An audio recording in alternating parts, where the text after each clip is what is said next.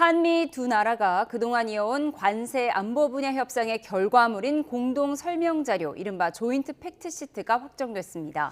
네, 이재명 대통령은 내용을 직접 발표하며 우리 경제와 안보의 최대 변수 중 하나였던 한미 통상협상과 안보협의가 최종 타결됐다고 강조했습니다.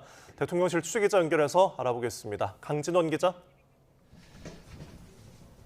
네, 용산 대통령실입니다.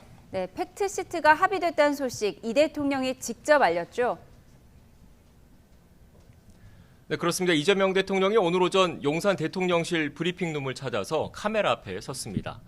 불과 몇 분 전 급하게 기자단에 공지된 예정이 없던 일정이었습니다. 이 대통령은 관세와 안보 분야 합의 내용이 담긴 공동 설명 자료, 그러니까 조인트 팩트시트 작성이 마무리됐다고 전하면서 한미 통상 협상과 안보 협의가 최종 타결됐다고 밝혔습니다. 이 대통령은 그러면서 우리 경제와 안보의 최대 변수로 꼽히던 과제를 매듭지었다고 강조했습니다. 실제로 공개된 팩트시트에는 새 정부 출범 이후 5개월여 동안 미국과 벌여온 치열했던 협상의 결과물이 담겼습니다. 우선 관세 분야를 보면요. 미국은 한국산 제품에 매기는 관세율을 25%에서 15%로 낮추고 대신 한국은 3,500억 달러 규모 대미 투자를 하기로 했습니다.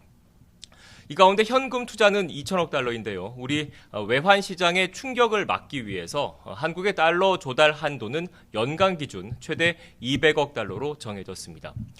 미국이 부과하는 반도체 관세는 경쟁국보다 불리하지 않은 즉 최혜국 대우를 받기로 했고 걱정했던 농축산물 시장 개방은 포함되지 않았습니다. 안보 분야에선 한국의 우라늄 농축과 사용 후 핵연료 재처리 권한 확대와 관련해서 미국 정부의 지지를 얻은 게 성과로 꼽히고 있습니다.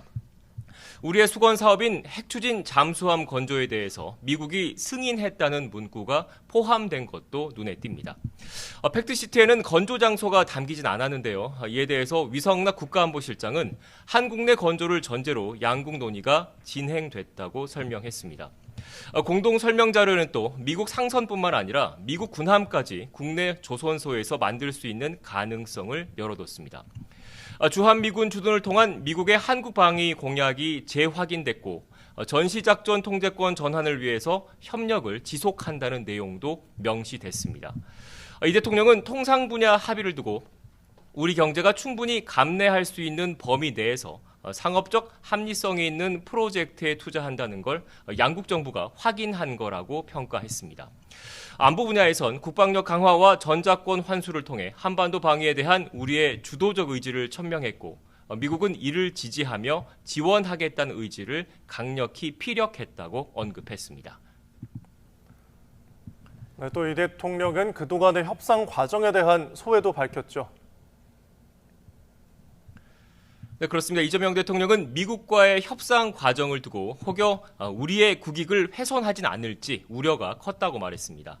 그러면서 특히 어려웠던 점을 토로했습니다. 대외 관계에 있어선 국내의 정치적 입장이 다르더라도 국익과 국민을 위해 합리적 목소리를 내주면 좋은데 빨리 합의해라, 빨리 하지 못하는 게 무능한 거란 취지의 내부 압박이 참 힘들었다고 말했습니다.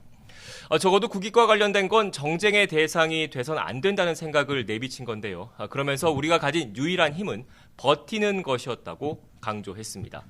우리가 갖지 못한 것들을 추가로 얻어내기 위해서 능동적인 협상을 한 게 아니라 상대 요구로 어쩔 수 없이 손실을 최소화하는 일종의 비자발적 협상을 한 상황에서 그게 유일한 방법이었다는 의미입니다. 이 대통령은 한미 통상과 안보 협의가 매듭지어졌지만 이제 시작이라고도 했습니다. 국익을 지키려는 각국의 총성 없는 전쟁은 계속될 것이고 국제사회의 불확실성도 단기간에 해소되지 않을 게 분명하다는 겁니다. 이 대통령은 이 과정에서 영내 주변국들과 안정적 관계를 유지하는 게 중요하다는 소신도 거듭 밝혔습니다.